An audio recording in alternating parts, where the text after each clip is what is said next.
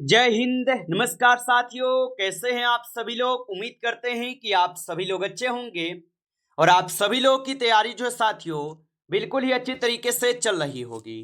तो साथियों, आज की इस क्लास में हम सभी लोग जो है बिहार होमगार्ड हवलदार अनुदेशक एग्जाम 2026 के लिए जो है टॉप ऐसे इंपोर्टेड और चुनिंदे प्रश्नों को देखेंगे, जो कि साथियों आपके 29 जुलाई के एग्जाम के लिए जो है काफी ही इंपोर्टेंट है। तो आप जो इस क्लास को बिल्कुल अच्छी तरीके से लास्ट तक देखिएगा और इस क्लास में दिए जाने वाले इन सारे के सारे क्वेश्चनों को आप अच्छी तरीके से जरूर याद कर लीजिएगा, जिससे कि आप जो अपने एग्जाम में सभी क्वेश्चन को आसानी तरीके से बना पाएंगे। तो चलिए साथियों, क्लास को स्टार्ट करते हैं और देखिएगा कि क्वेश्चन जो है क्या पूछे गए हैं। साथियों, यहाँ पे पहला नंबर क्वेश्चन पूछे गए कि भारत एक गणतंत्र है और गणतंत्र का मतलब जो है क्या है। चलिए बताएंगे। ये सभी क्वेश्चन साथियों काफी इंपोर्टेंट और चुनिंदे क्वेश्चन लिए हैं, जो हूबहू आपके पेपर में साथियों यहां से प्रश्न आपको छपेगा। तो बिल्कुल आप एक एक प्रश्नों को याद कर लीजिएगा और बताएंगे आप यहाँ पे कि भारत एक गणतंत्र है और गणतंत्र का मतलब जो है क्या होगा। तो इसका मतलब होता है क्या, तो आप बताएंगे राज्यों का प्रमुख उसके लोगों द्वारा परोक्ष रूप से जो है चुना जाता है। ऑप्शन यहाँ पे सी सही जवाब है। आगे देखिए, अगला नंबर प्रश्न यहाँ पे क्या दिए गए। प्रश्न है कि भारत के संविधान के लागू होने के समय इसमें मूलतः जो है कुल कितने अनुच्छेद थे। तो आपको पता होगा कि जब संविधान लागू हुआ तो उस समय जो है आपके 395 यानी कि 395 अनुच्छेद थे, जो कि अगर आप अभी वर्तमान में देखेंगे तो ये 470 अनुच्छेद हो चुके हैं। तो हमारा अनुच्छेद यहाँ पे 395 ही होगा, क्योंकि हमारा जब संविधान लागू हुआ तो 395 अनुच्छेद ही थे। आगे देखिए, अगला नंबर प्रश्न यहाँ पे है। प्रश्न है कि भारत के संविधान की प्रस्तावना में प्रयुक्त शब्द गणतंत्र सूचित करता है। चलिए बताइए। तो भारत के संविधान की प्रस्तावना में प्रयुक्त शब्द गणतंत्र सूचित करता है। तो यह सूचित करते हैं कि देश का प्रधान निर्वाचित प्रतिनिधि है। ऑप्शन यहाँ पे आपका 20 सही जवाब है। आगे देखिए, अगला नंबर प्रश्न यहाँ पे आपसे दिए गए और यहाँ पे प्रश्न पूछे गए हैं कि राष्ट्रपति और उपराष्ट्रपति दोनों की अनुपस्थिति में भारत के राष्ट्रपति का कार्यभार जो है ये कौन संभालता है। चलिए बताएंगे। तो राष्ट्रपति और उपराष्ट्रपति दोनों की अनुपस्थिति में भारत के राष्ट्रपति का कार्यभार कौन संभालता है। तो ये संभालते हैं भारत का मुख्य न्यायाधीश। ऑप्शन ए यहाँ पे सही जवाब है, भारत के मुख्य न्यायाधीश संभालते हैं। अगला नंबर प्रश्न यहाँ पे आप देखेंगे। प्रश्न है कि भगोड़ा आर्थिक अपराधी विधेयक 2017 किस मंत्रालय द्वारा जो पेश किया गया था। चलिए बताइए। तो भगोड़ा आर्थिक अपराधी विधेयक 2017 किस मंत्रालय द्वारा पेश किया गया। तो ये किए गए थे वित्त मंत्रालय के द्वारा। ऑप्शन यहाँ पे डी सही जवाब है। आगे देखिए, अगला नंबर प्रश्न यहाँ पे दिए गए, इनमें से कौन से भारतीय प्रधानमंत्री ने संसद का सामना जो है नहीं किया है। चलिए बताइए। तो इनमें से कौन से भारतीय प्रधानमंत्री ने संसद का सामना नहीं किया। तो याद रखेंगे यहाँ पे चरण सिंह हो जाएंगे, चौधरी चरण सिंह आप बोलेंगे। ऑप्शन डी सही जवाब होगा। अगला नंबर प्रश्न यहाँ पे आपसे दिए गए हैं। प्रश्न है भारतीय संविधान के किस अनुच्छेद में वित्तीय आपातकाल से संबंधित जो है प्रावधान वर्णित है। चलिए बताइएगा आप यहाँ पे। तो भारतीय संविधान के किस अनुच्छेद में वित्तीय आपातकाल से संबंधित प्रावधान यहाँ पे वर्णित है। तो सेवेंथ क्वेश्चन का सही जवाब ऑप्शन सी है, अनुच्छेद 360 में। ऑप्शन सी सही जवाब है। आगे देखिए, अगला नंबर प्रश्न यहाँ पे दिए गए। प्रश्न है कि किस विधि अधिकारी के पास संसद के दोनों सदनों में बोलने का अधिकार है। चलिए बताइए। तो किस विधि अधिकारी के पास संसद के दोनों सदनों में बोलने का अधिकार होगा। तो ये हो जाएंगे महान्यवादी में। ऑप्शन यहाँ पे डी जो है सही जवाब होगा, महान्यवादी में होगा। चलिए, अगला नंबर प्रश्न यहाँ पे आप देखेंगे। प्रश्न है कि भारत में राज्य पुनर्गठन आयोग की स्थापना जो है कब हुई थी। तो भारत में राज्य पुनर्गठन आयोग की जो स्थापना हुई, इनकी स्थापना होती है 1953 में। ऑप्शन ए सही जवाब है, 1953 में हुई थी। चलिए, अगला नंबर प्रश्न यहाँ पे आप देखेंगे और यहाँ पे प्रश्न आपसे पूछे गए कि आकाश गंगा की निकटतम यहाँ पे स्पाइरल गैलेक्सी जो है कौन सी है। तो यहाँ पे हो जाएंगे आप सभी लोग का कौन। तो यहाँ पे इस क्वेश्चन का सही जवाब ऑप्शन सी है। आगे देखिए, अगला नंबर प्रश्न यहाँ पे दिए गए। प्रश्न है आपसे किस ग्रह का नाम किसी रोमन देवी के नाम पर जो है रखा गया है? चलिए बताइए, तो किस ग्रह का नाम किसी रोमन देवी के नाम पर रखे गए? तो ये रखे गए हैं आपके शुक्र का। ऑप्शन यहाँ पे बी जो है सही जवाब है, शुक्र का नाम रखे गए हैं। आगे देखिए, अगला नंबर प्रश्न यहाँ पे दिए गए प्रश्न है कि ग्लोब पर अक्षांश की सबसे लंबी रेखा इनमें से कौन सी है? तो ग्लोब पर अक्षांश की सबसे लंबी रेखा इनमें से कौन सी है? तो इसमें हो जाएंगे आप सभी लोग का भूमध्य रेखा। ऑप्शन यहाँ पे बी सही जवाब होगा। आगे देखिए, अगला नंबर प्रश्न यहाँ पे दिए गए और यहाँ पे प्रश्न है कि निम्नलिखित में से कौन सी विश्व की सबसे खारे पानी की झीलों में से एक है? तो निम्नलिखित में से कौन सी विश्व की सबसे खारे पानी की झीलों में से एक होगा? तो यहाँ पे 30 नंबर क्वेश्चन का सही जवाब ऑप्शन सी है, मृत सागर होगा। ऑप्शन आपका सी सही जवाब है। आगे देखिए, अगला नंबर प्रश्न दिए गए और प्रश्न है कि भारत देश का दक्षिणतम बिंदु जो है कौन सा है? तो भारत देश का दक्षिणतम बिंदु कौन सा होगा? तो भारत देश का दक्षिणतम बिंदु जो कि इंदिरा पॉइंट है। ऑप्शन यहाँ पे डी सही जवाब है, इंदिरा पॉइंट।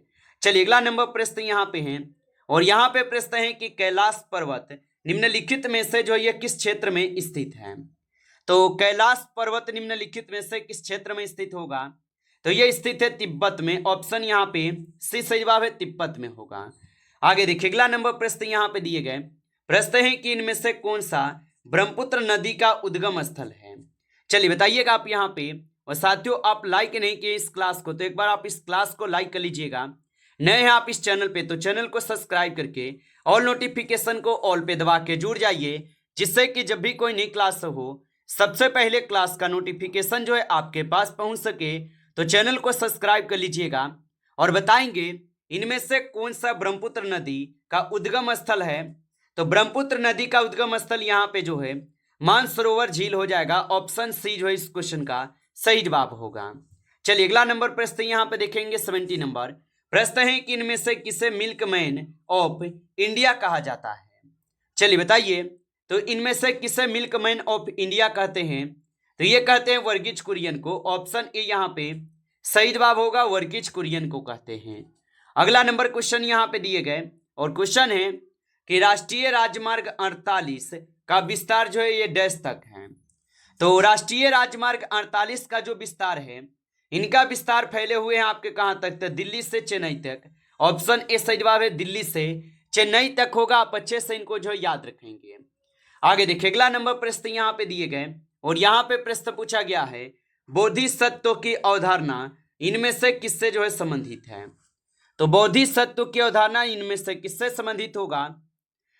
तो यहाँ पे इस क्वेश्चन का आप सही जवाब जो है ऑप्शन आप सभी लोग का डी हो जाएगा, महायान बौद्ध धर्म से है। ऑप्शन यहाँ पे डी सही जवाब होगा। अगला नंबर प्रश्न यहाँ पे आप देखेंगे 20 नंबर क्वेश्चन है कि किस राजा की कहानी मुद्राक्षस नाटक का विषय है? चलिए बताइए, तो किस राजा की कहानी मुद्राक्षस नाटक का विषय होगा? तो 20 नंबर क्वेश्चन का सही जवाब ऑप्शन डी होगा, चंद्रगुप्त मौर्य के होगा। ऑप्शन यहाँ पे डी सही जवाब है। आगे देखिए, अगला नंबर प्रश्न यहाँ पे दिए गए और यहाँ पे प्रश्न पूछे गए राजतंत्रगिनी के लेखक जो है कौन है? चलिए बताइए, तो राजतंत्रगिनी के लेखक कौन हो जाएगा? तो कल्हण जो है ये राजतंत्रगिनी के लेखक है। ऑप्शन यहाँ पे डी सही जवाब होगा, कल्हण है। आगे देखिए, अगला नंबर प्रश्न यहाँ पे दिए गए और यहाँ पे प्रश्न क्या पूछा है कि अजंता की गुफाएं जो ये कहाँ स्थित है? चलिए बताएंगे आप यहाँ पे कि अजंता की गुफाएं कहाँ पे स्थित है? तो अजंता की गुफाएं जो है ये स्थित हो जाएंगे कहाँ पे? तो ये महाराष्ट्र में स्थित है। ऑप्शन यहाँ पे सी सही जवाब होगा।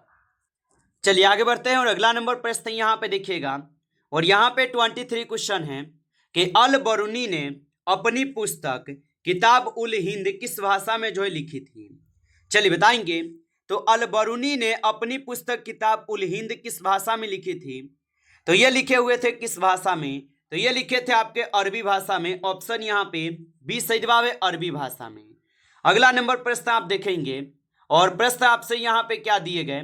प्रश्न आपसे यहाँ पे कि कुतुब मीनार का निर्माण 1193 ईस्वी में दिल्ली सल्तनत के किस संस्थापक के आदेशों के तहत जो है किया गया था? तो कुतुब मीनार का निर्माण 1193 में दिल्ली सल्तनत के किस संस्थापक के आदेशों के तहत किया गया? तो ये किए गए थे आपके कुतुबुद्दीन ऐबक के तहत। ऑप्शन यहाँ पे बी आपका सही जवाब होगा। चलिए अगला नंबर प्रश्न यहाँ पे देखेंगे और प्रश्न है कि शेरशाह सूरी का मकबरा कहाँ स्थित है? तो शेरशाह सूरी का मकबरा जो कि सासाराम में स्थित है। ऑप्शन आपका सी सही जवाब है। अगला नंबर प्रश्न यहाँ पे आप देखेंगे कि अहमद शाह अब्दाली भारत में किस एशियाई देश से आया था?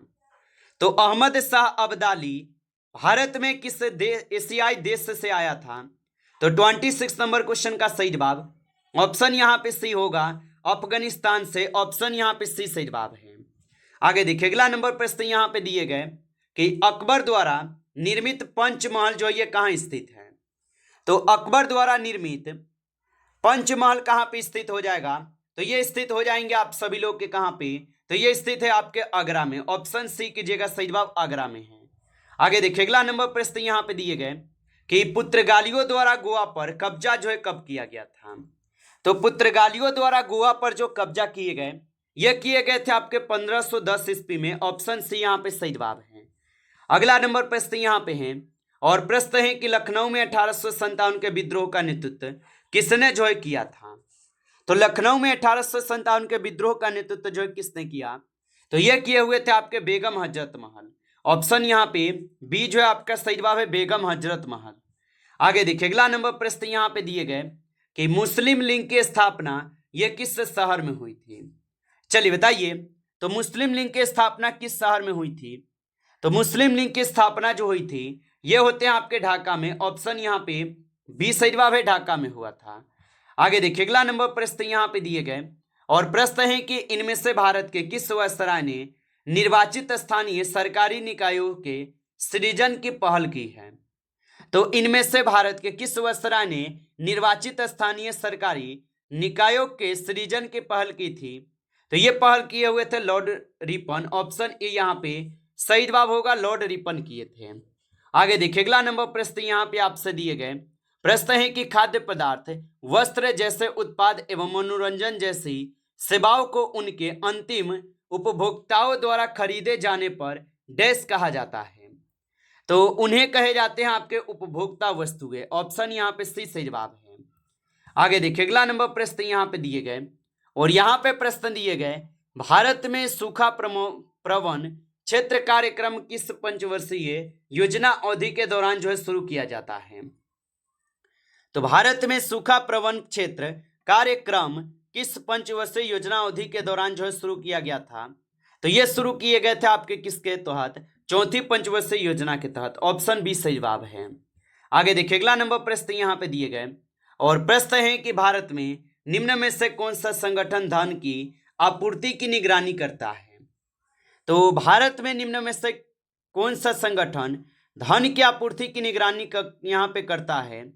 तो 34 का सही जवाब ऑप्शन डी है, भारतीय रिजर्व बैंक होगा। ऑप्शन डी सही जवाब है। आगे देखिए अगला नंबर प्रश्न यहाँ पे आपसे दिए गए और प्रश्न है कि केंद्र सरकार ने किस क्षेत्र के लिए संपदा योजना जो है शुरू की है? तो केंद्र सरकार ने किस क्षेत्र के लिए संपदा योजना शुरू की थी? तो ये किए हुए थे आपके खाद्य प्रसंस्करण के लिए। ऑप्शन ए जो है यहाँ पे सही जवाब होगा। नमस्कार साथियों, इस क्लास में आपके टॉप 35 क्वेश्चन थे जो काफी इंपॉर्टेंट क्वेश्चन थे। यदि आपको ये क्लास अच्छा लगा हो तो आप इस क्लास को लाइक करेंगे। नए जुड़े हैं आप इस चैनल पे तो चैनल को भी सब्सक्राइब करके ऑल नोटिफिकेशन को ऑल पे दबा के जुड़ जाइए, जिससे कि जब भी कोई नई क्लास हो सबसे पहले क्लास का नोटिफिकेशन जो है आपके पास पहुंच सके। तो आप इस चैनल को सब्सक्राइब कर लीजिएगा। चलिए फिर मिलते हैं आपसे एक नेक्स्ट टॉपिक के साथ नेक्स्ट क्लास में। तब तक के लिए जय हिंद, जय भारत।